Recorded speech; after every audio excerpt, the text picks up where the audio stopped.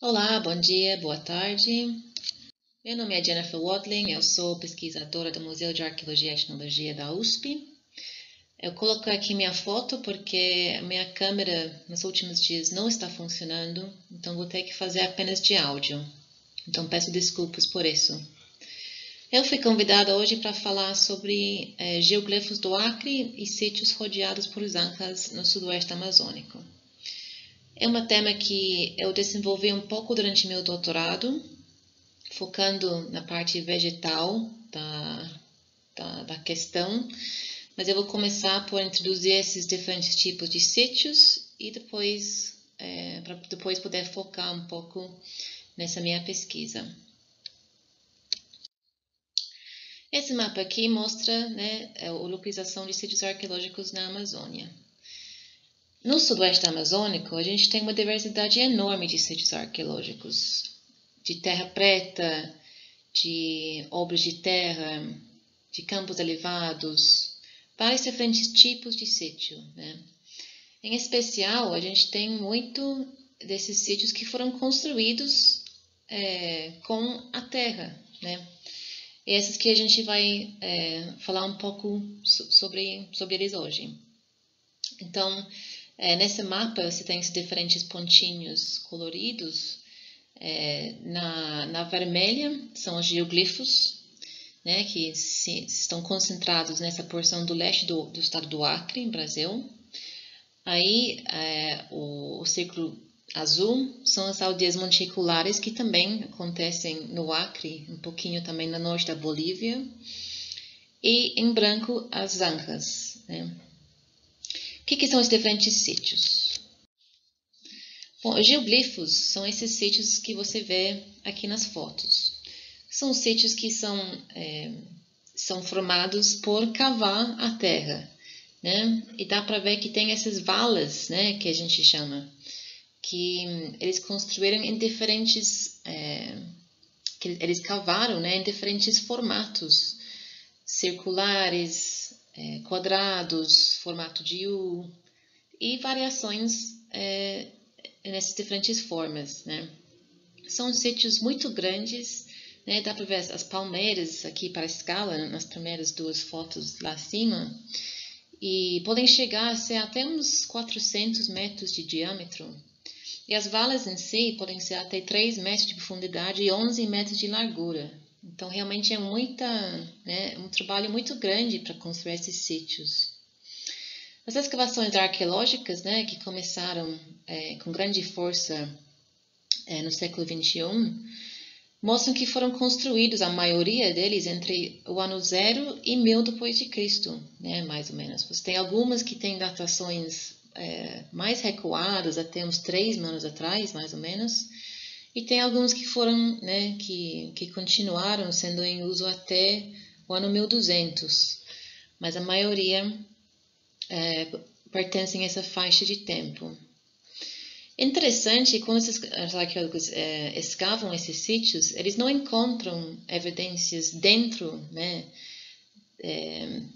nesses espaços vazios, digamos, eles não encontram evidências de grandes aldeias, né? Se tem, na verdade, pouco material cerâmico, se não tem esses solos modificados, né, as terras pretas antropogênicos, se não encontra ali. E que tudo sugere, na verdade, é que esses sítios não foram habitados, né? Não eram aldeias. Provavelmente eles tinham uma função muito mais cerimonial, foram usados mais esporadicamente, digamos. E uma coisa que apoia um pouco desse cenário são as cerâmicas mesmo, porque os arqueólogos eles encontram as cerâmicas nas valas, né, nas partes de entradas, parecem ser depósitos rituais, né? Alguém colocou aquele pote como uma oferenda, digamos, né, na vala. E são esses potes muito decorados também.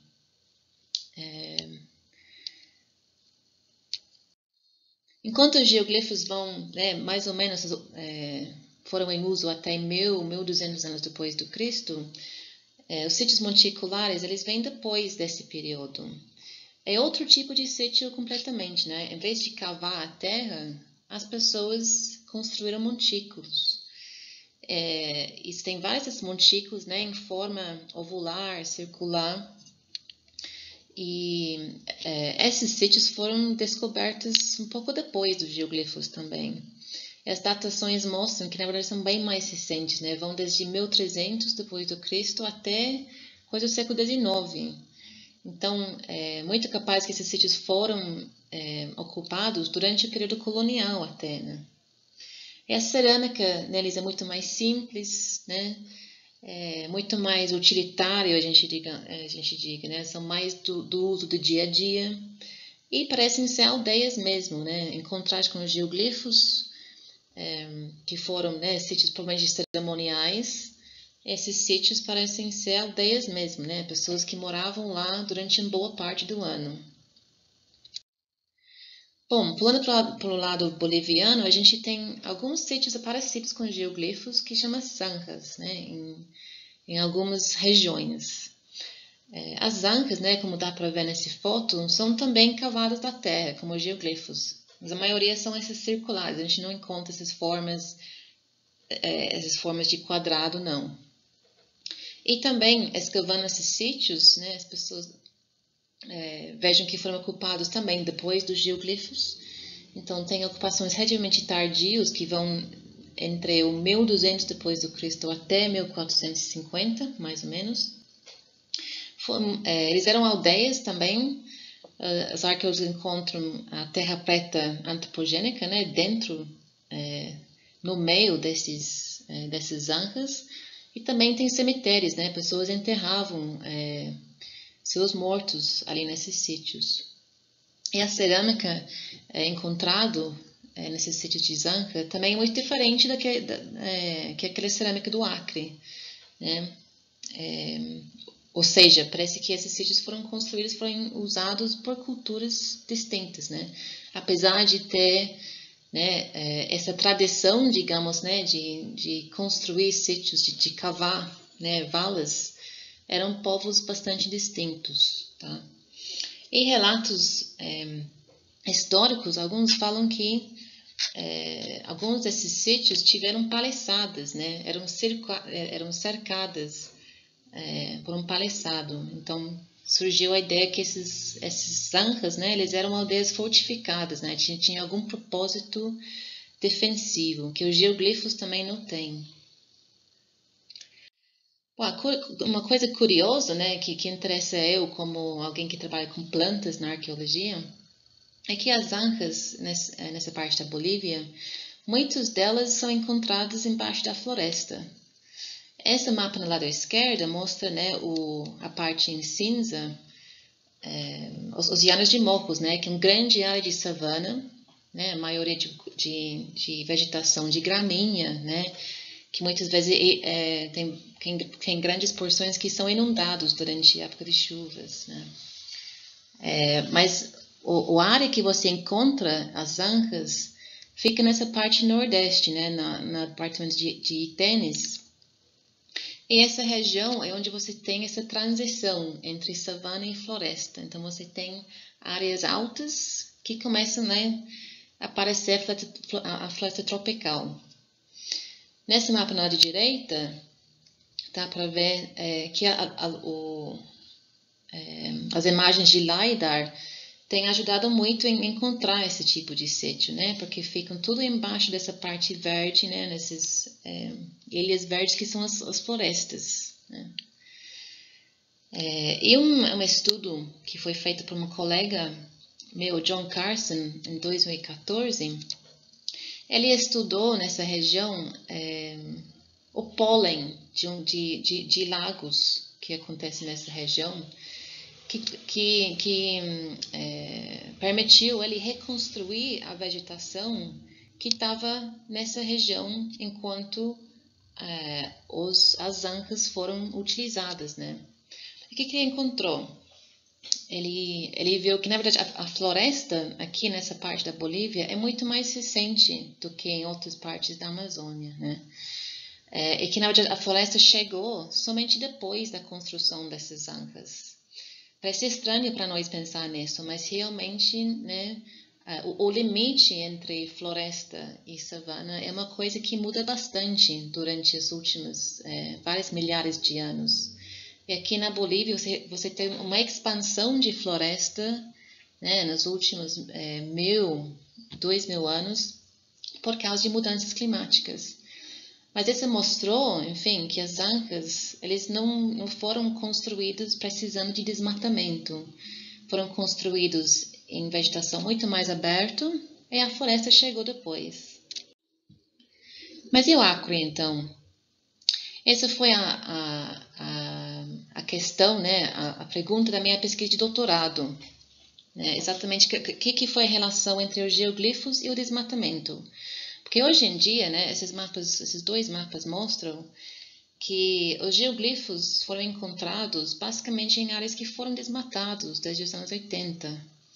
Os geoglifos em si não foram reconhecidos pelos arqueólogos até os anos 90, mais ou menos. Isso porque, se a gente vê na imagem no centro, né, essa parte amarela é tudo desmatamento no estado do Acre, e os pontinhos pretos são os geoglifos.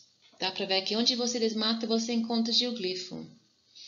Então, eu queria saber, será que a situação no Acre é como Bolívia, que a floresta só chegou aqui bem depois dos geoglifos? Ou se os geoglifos foram construídos em floresta mesmo e o que exatamente, né, isso significou, né, para desmatamento desses povos? Então, eu empreguei uma metodologia que consistiu em quê? Eu foquei nesses dois sítios, Fazenda Colorada e Jacuçá, que são esses pontinhos, né? As flechas estão marcando eles no mapa. E em todos esses pontinhos vermelhos no mapa, eu abri um perfil de solo. Que esse aqui é basicamente isso. Você escava um buraco, né, de 1 por 1 metro, até uns 1,5 metros abaixo da superfície.